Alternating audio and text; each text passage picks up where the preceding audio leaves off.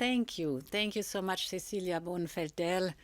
Dear friends of Digital Europe, ladies and gentlemen, thank you very much for this opportunity. Well, indeed, at the very beginning of my mandate, I put digital innovation at the core of my agenda. And the reason is simple. The reason is you, the thousands of European digital entrepreneurs, innovators, and pioneers. You are the reason why I believe the 2020s can be Europe's digital decade. A decade when Europe becomes a global leader in the digital world, because you have already planted the seeds for Europe's digital decade. And let me start with just one example. This year, the whole world has set its eyes upon a small European deep tech company, BioNTech. BioNTech developed the first widely authorized vaccine against COVID-19. And the story of BioNTech is amazing and ordinary at the same time. BioNTech is one of the many startups born as a spin-out of a European university. It all started with a handful of people and a bold visionary idea. It then grew thanks to public funding. It is now attracting global investment, and it is delivering a safe and effective vaccine to the whole world. This is but one of Europe's many success stories, and the list of your nominees for the Future Unicorn Award is equally impressive. You have from green energy to innovative therapies, many, many other examples. You are showcasing the immense potential of our digital sector. Europe is now attracting more capital for startups at seed stage than any other region in the world. Europe's deep tech companies are worth a combined 700 billion euros today, and they are growing at incredible speed. Europe is a rising digital power. I know that some of you in the audience represent big global companies who are investing here in Europe precisely for this reason. New ideas are coming from the old continent.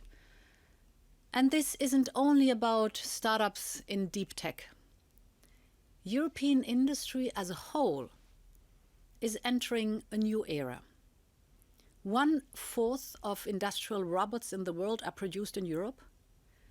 Over 40% of Europe's enterprises have already adopted technology based on artificial intelligence. So Europe is going digital right now as we speak. Yet, I'm convinced that Europe is still punching well below its weight. I believe this is because of two main reasons. The first one, obvious, a lack of investment. European companies invest massively in R&D in certain sectors, such as automotive or pharma. But our investment in other fields still lags behind the US and China. And artificial intelligence and quantum computing are two good examples. And think again about the BioNTech case. Technologies that will become decisive in 10 or 15 years are being developed right now by a handful of people in a lab or a factory. And we must make sure that they find the resources they need today to become the next big thing of tomorrow.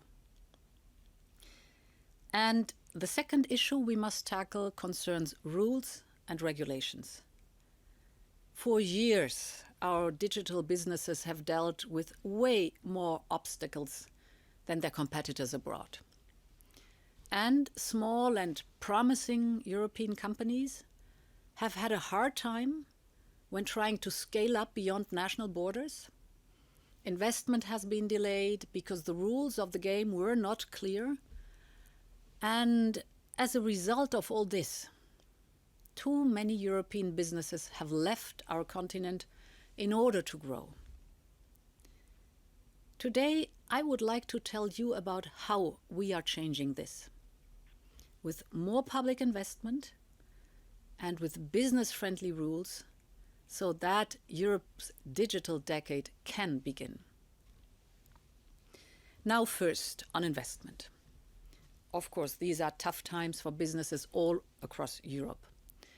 It is hard to plan investment in the middle of a pandemic with little certainty about the future.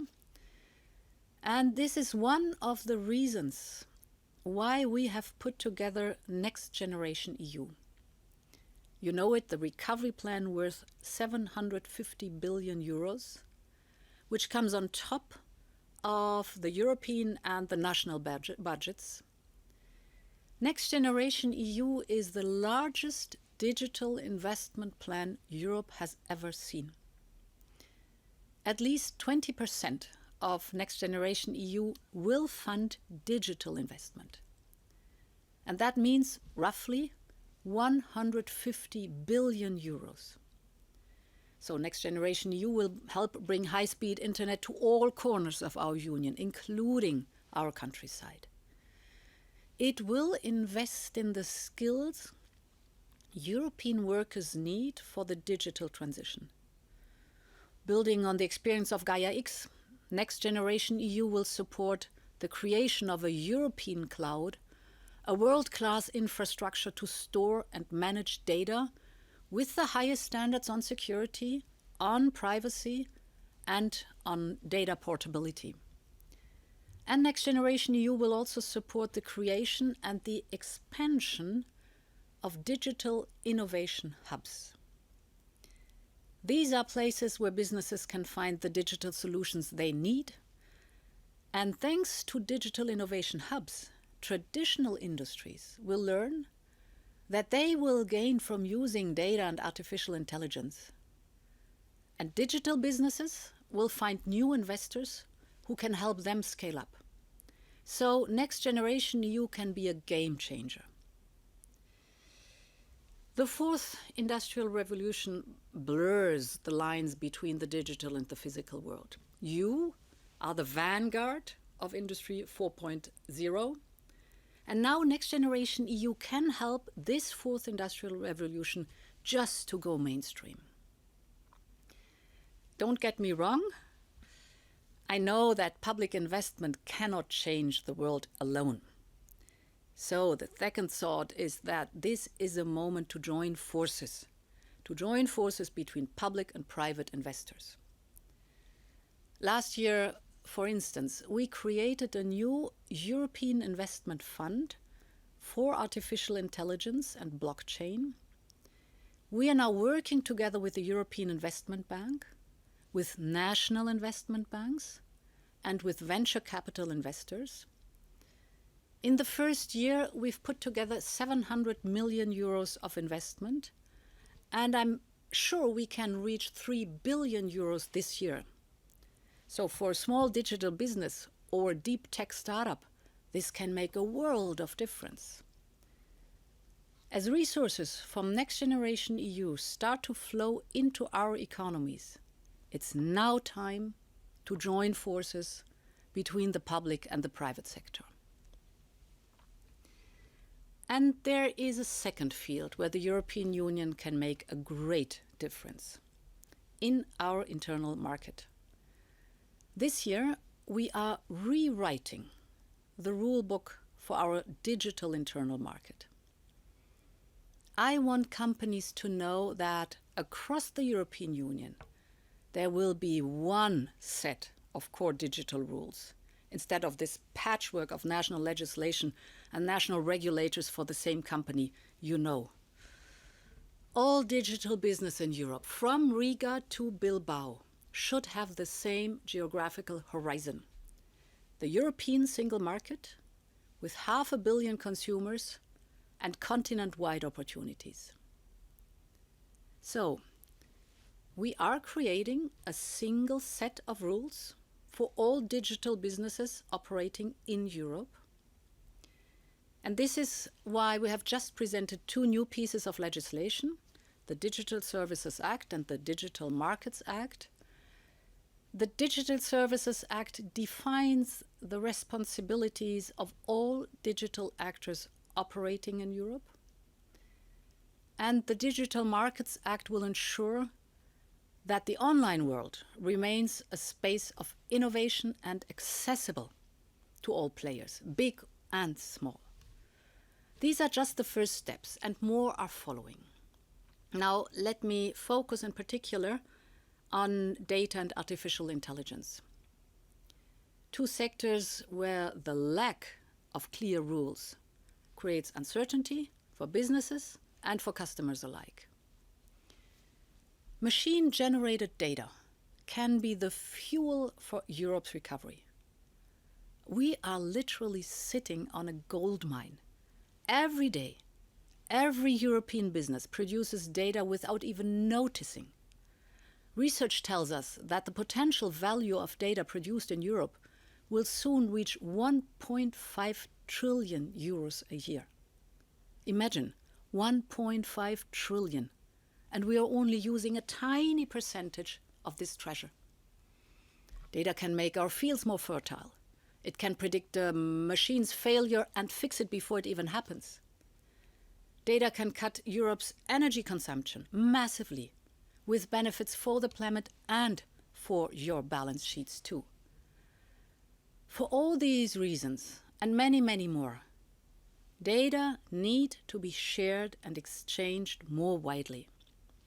And therefore, companies need clear rules on how to access, share, and sell available data.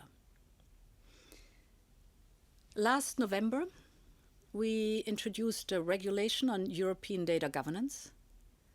And later this year, we will present a Data Act and proposals on health data spaces. What we want to do is to put those who generate data in the driving seat. If your business wants to buy or sell data, you should be able to fully trust the provider of a data sharing service. You should know what they can do and cannot do with your data. Of course, there are certain conditions under which data gathered by the public sector should be made available more widely. But all these examples show that it is only with clear rules that the data market can finally take off.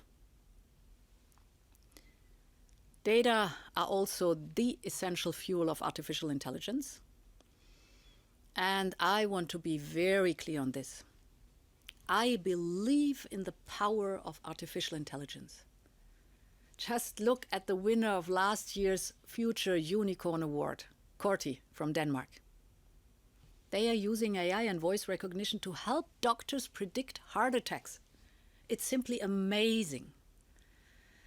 And indeed, the possibilities of AI are immense. I don't have to tell you. AI can turn on wind turbines and can produce more energy as the weather changes, for example. AI can detect a cyber attack faster than any human being. And as a medical doctor, I know that AI can also, for example, detect cancer in mammographies way earlier and more reliably than any human being. So AI brings undoubtedly huge opportunities. But we also see the risks linked to certain applications of AI. For example, facial recognition in public places, or decisions touching important personal interest, such as recruitment. So, after months and months of public consultation, this spring we will present a legal framework for artificial intelligence in Europe. We will set some requirements for high-risk applications of AI, from making sure that they use high-quality data to ensuring human oversight. And in parallel, we will present a new plan to push European excellence on AI. This is something that businesses like yours are asking more and more from policymakers. Investment but also clear rules for AI. You are telling us you don't want your technologies to be used for the wrong purposes. And when clear boundaries are set, innovation is free to run its course. The innovations you are bringing to our markets can change the lives of millions, and in some cases, they literally save lives. In the years ahead, the power of data and other digital solutions can help countless businesses emerge from the crisis. Europe's digital sector can drive our recovery, and we are determined to build the best possible conditions for this to happen. With infrastructure, with skills, with data clouds and funds for AI, removing obstacles for rising unicorns, and giving certainty to investors. And this is how Europe's digital decade can begin.